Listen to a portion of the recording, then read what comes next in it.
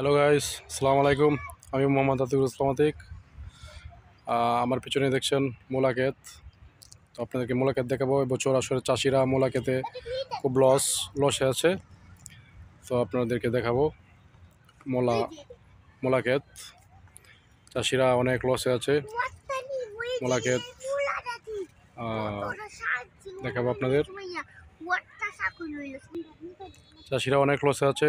তো চলুন আপনাদেরকে দেখাবো চাষিদের ক্ষতিগ্রস্ত সে মূলা ক্ষেত। দেখুন, এবছর অনেক মূলা হয়েছে। দেখুন, মাঠ জুড়ে মূলা, কিন্তু মূলার দাম নেই। এবছর চাষিরা অনেক লসে আছে। মূলার অনেক চাষ হয়েছে, কিন্তু চাষিরা বিক্রি করতে পারে না। এই জন্য মূলা অনেক সস্তা, এবং সস্তাতে কিনতে পারেন, কিন্তু চাষিরা বিক্রি করতে পারে না, অনেক লস। দেখুন, সারা মাঠ জুড়ে মূলা, কি সুন্দর সুন্দর মূলা। সে মূলার সেরকম ন্যায্য মূল্য পাচ্ছে না চাষিরা। বাজারে নিয়ে গেলে তারা মাথায় হাত দেয়।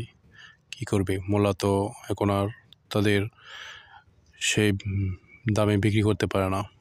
সেজন্য মূলা উঠে এমনি এভাবে ফালিয়ে রেখেছে। আর দেখুন, ক্ষেতের সাইড দিয়ে মূলা এভাবে ফেলে রেখেছে। তারা মূলা বাজারে নিয়ে সেরকম দাম পায় না। সারা মাঠ জুড়ে মূলা এভাবেই ফেলে রেখেছে।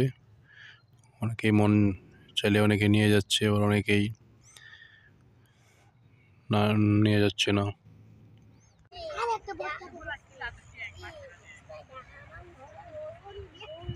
কারার কে তোমরা ভাই কেন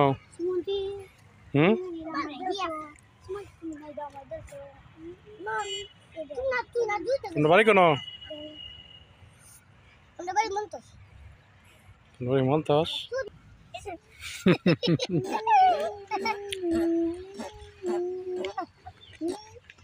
তোমার নাম কিতা?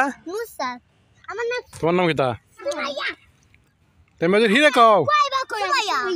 তোমার নাম? মুসা। আচ্ছা আচ্ছা, ঠিক আছে।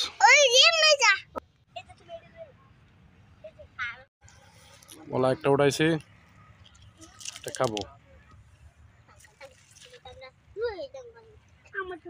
বলা খাইতে আছে আনা দোয়া। হ্যাঁ, তোমরা খাবা? তোমরা খাবা? হ্যাঁ, খাও খাও। সেই স্বাদ, সেই স্বাদ, সেই স্বাদ, সেই স্বাদ, বুঝা?